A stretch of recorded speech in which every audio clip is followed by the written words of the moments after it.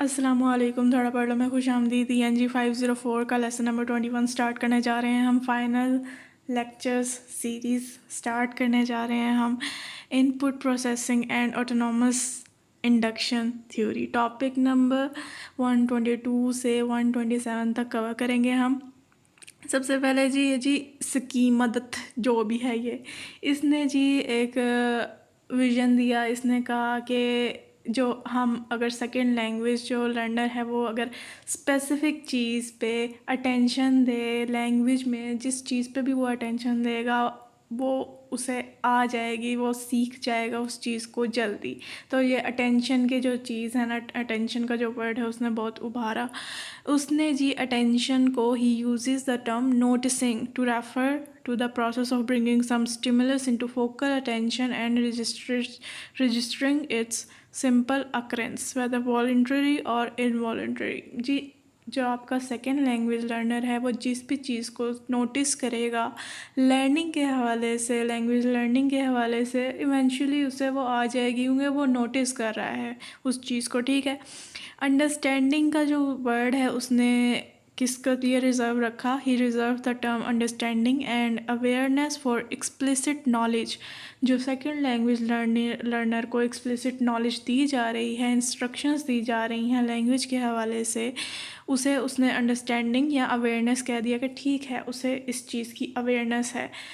But वो awareness, वो knowledge, वो इनपुट तब तक इनटेक में नहीं बदलेगी जब तक वो उस चीज़ को नोटिस नहीं करेगा, उस पर अटेंशन नहीं देगा।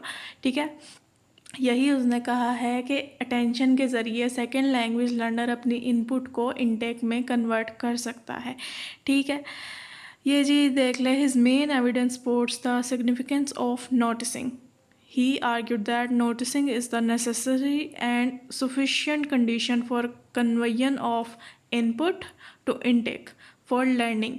Later, he modified this view to the claim that more noticing leads to more learning. जितना ज़्यादा learner notice करेगा उतना ज़्यादा वो सीखेगा। ठीक है। Accuracy of recast reproduction Philip 2003। Ji accuracy से क्या है कि अगर ये रिकास्ट क्या होता है, मैं इसका पहले कॉन्सेप्ट दे चुकी हूँ कि उसने कहा है अगर आप रिकास्ट करते हैं लर्नर की लैंग्वेज का रिकास्ट करते हैं तो किस हद तक आपकी ये रिकास्ट इफ़ेक्टिव हो सकती है, एक्यूरेट हो सकती है, जो लर्नर है उसके ऊपर किस हद तक इफ़ेक्टिव हो सकती है, उसकी लैंग्वेज किस हद तक आपकी रिकास्ट से सही हो सकती है। The accuracy of recast reproduction depends on the following factors. वो कौन कौन से फैक्टर्स हैं? लर्नर्स लैंग्वेज लेवल, मतलब कि आपका जो लर्नर है उसका लेवल क्या है, वो बिगनर है, वो इंटरमीडिएट है, वो क्या उसका लेवल है। ठीक है। बिगनर जो होगा वो मे भी आपके रिकास्ट को नोटिस ना करे, मतलब आप उसके सामने उसकी गलती ठीक कर रहे हैं विदाउट मेक हिम नोटिस, पर वो बिगनर है तो शायद वो नोटिस ना करे। ठीक है। इंटरमीडिएट लेवल पे है तो वो नोटिस करेगा। तो ये जी उस पर भी डिपेंड करता है लैंग्वेज लर्नर के लेवल पे। Length of the recast. Length of the recast से क्या मुराद है कि आपने जो रिकास्ट की उसके क्या लेंथ है, मतलब अगर आप एक सेंटेंस में एक वर्ड को रिकास्ट करते हैं, उसकी गलती दुरुस्त करते हैं तो मे भी वो नोटिस करेगा। पर अगर आप इतना बड़ा कोई वर्ड या इतना पूरा का पूरा सेंटेंस आप पकड़ के बदल ही देंगे तो वो शायद नोटिस ना करे। तो ये जी लेंथ पे बहुत डिपेंड करता है। Number of the correction. Number of the correction से ये मुराद है एक सेंटेंस में आपने एक वर्ड उसे ठीक करके बताया, ठीक है, उसने वो नोटिस कर लिया, यहाँ तक ठीक है। पर अगर आप एक सेंटेंस में आप ग्रामर भी चेंज करके उसे बता रहे हैं, आप वर्ड भी चेंज कर रहे हैं, आप क्या कहते हैं वोकैबुलरी भी चेंज कर रहे हैं, तो इतनी सारी चीज़ें आप जब एक साथ चेंज करेंगे, रिकास्ट करके उसे बताएंगे तो मे बी उसके लिए मुश्किल हो जाएगा। ठीक है। तो ये इन चीज़ों पे डिपेंड करता है। जी आ जाएँ आगे जी इनपुट प्रोसेस थ्योरी पे आ जाएँ और ऑटोनॉमस इंडक्शन थ्योरी पे आ जाएँ। इन दोनों का कॉन्सेप्ट हम पढ़ेंगे। सबसे पहले तो जी MCQs देख लें। Input process theory by Bill Van Patten and Associates 1996-2002 is well known because of an associated research program on language pedagogy processing instruction। अच्छा जी, इसका क्या बेसिक जो है इस थ्योरी का क्या है मीनिंग? इसका बेसिक मीनिंग ये है, उसने कहा कि जब सेकेंड लैंग्वेज लर्नर के सामने लैंग्वेज बोली जाती है तो वो उस लैंग्वेज को कैसे इनटेक में तब्दील करता है। मतलब एक लैंग्वेज तो उसके सामने बोली जा रही है, उसके माहौल में एक लैंग्वेज बोली जा रही है, इनपुट उसे मिल रही है, उस इनपुट को वो कैसे अपने इनटेक में कन्वर्ट करेगा। इनटेक का भी मैंने आपको पहले लेक्चर्स में कॉन्सेप्ट दे चुकी हुई हूँ, ठीक है।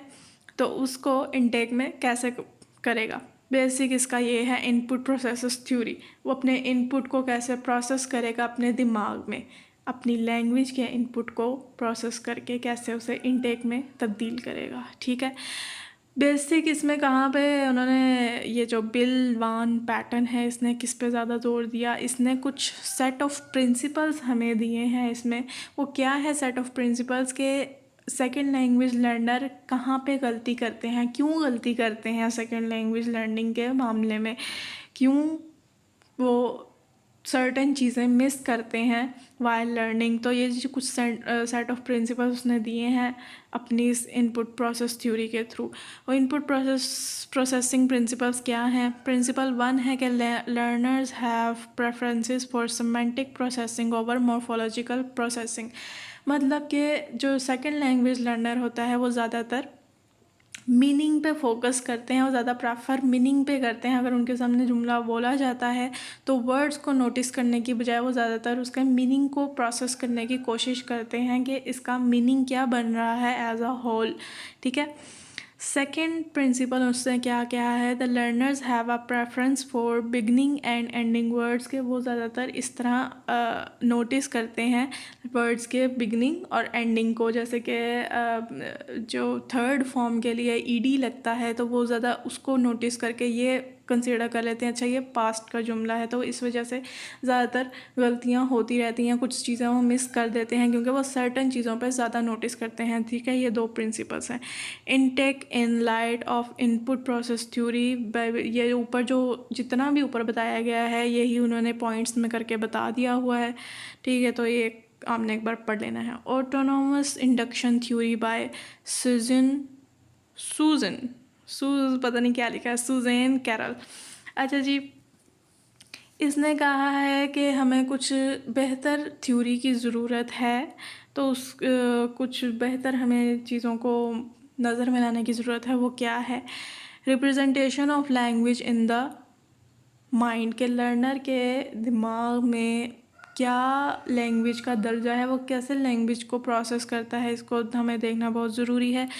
और how the language is processed both receptively and productively, कैसे वो लैंग्वेज लर्नर लैंग्वेज रिसीव करता है, कैसे प्रोडक्ट करता है, कैसे क्या एज अ होल क्या प्रोसेस होता है।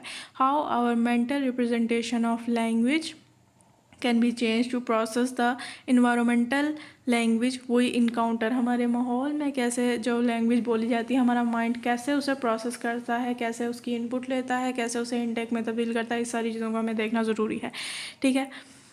अच्छा जी, ये जी थोड़ी सी मेन चीज़ है, ये देख लें। Carroll reject parameter resetting as a total inadequate metaphor. मतलब इसका क्या है? उसने कहा है ये जो हमने सर्टन रिसर्चर्स ने जो एक पैरामीटर सेट कर दिए हुए हैं ना कि लैंग्वेज इसी ही तरीके से सीखी जा सकती है, उसने इन चीज़ों को रिजेक्ट कर दिया है कि जैसे कि वो ये क्या है हमारा जानने वाला, ये जिसने, मुझे अब नाम भूल गया उसका, जी चॉम्स्की, हाँ चॉम्स्की ने क्या कहा है जी, बच्चे को रूल्स सिखा दिए जाएं, ग्रामर सिखा दिए जाएं, तो जी उसे इवेंचुअली लैंग्वेज आ जाएगी। तो उसने कहा है जो आपने पैरामीटर सेट कर दिए हैं ना ये मुझे बारे में नहीं आते, ठीक है। उसने कहा है, उसने ज़्यादातर इंडक्टिव लर्निंग यानी आई लर्निंग को प्रेफर किया है। इंडक्टिव लर्निंग क्या होती है कि लर्नर्स को एग्जांपल्स दी जाएं, ठीक है, वो उन एग्जांपल्स को देखें, नोटिस करें, फिर उस वहाँ से ख़ुद से इंडक्ट करें कि अच्छा इसमें ये रूल है, अच्छा इसमें ये है। ये होती है इंडक्टिव लर्निंग थ्योरी। एग्जांपल्स के थ्रू सीखना इंडक्टिव लर्निंग होती है। Inductive learning refers to learning by generalisation from examples. Examples दे दी जाती हैं बच्चों को, बच्चे खुद उसमें से इंडक्ट करते हैं, डिडक्ट करते हैं रूल्स और उसे जनरलाइज करते हैं कि अच्छा ठीक है यहाँ पे ईडी लग रहा है तो ये पास्ट का जुमला है और हर जगह जहाँ पे ईडी लगेगा ये पास्ट का जुमला कहलाएगा, ठीक है।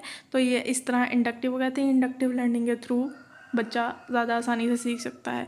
इसके अलावा जी कैरल ने क्या किया, उसने इस क्लेम को चैलेंज किया कि जो आप कहते हैं ना कि बच्चे को अगर लैंग्वेज समझ आ रही है, उसे कम्प्रिहेंड कर पा रहा है, तो इवेंचुअली वो आइडेंटिफाई कर लेगा लैंग्वेज को या लैंग्वेज के रूल्स को या लैंग्वेज के सिम्बल्स को, वट। अगर उसे लैंग्वेज सही आ रही है, समझ आ रही है तो बस ठीक है, उसे लैंग्वेज आ गई। उसने इस क्लेम को चैलेंज किया। उसने कहा नहीं ऐसा नहीं होता। अगर वो जब तक लैंग्वेज को प्रॉपर तौर पर आप उसको सीखेंगे नहीं, उसके सिम्बल्स देखेंगे नहीं, आपको कैसे समझ आएगी उसकी और कैसे आप कम्प्रिहेंड करेंगे। उसने इसको किया। अच्छा जी, क्रिटिसाइज़ किया गया इसकी मॉडल को, क्या था? It's been criticise for its neglect of the detail of language processing which converts language stimulus into interpretable input. उसने जी लोगों ने इसकी थ्योरी को क्रिटिसाइज़ किया कि जी आपने तो लैंग्वेज प्रोसेसिंग के जो प्रोसेस को बिल्कुल ही निगलेक्ट कर दिया है।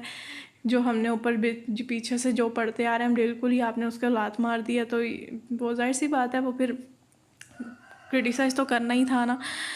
बहरहाल जी, बस जी इसी के साथ तो हमारा लेसन ख़त्म। अपना ध्यान रखें, दुआ में याद रखें। अल्लाह हाफिज़।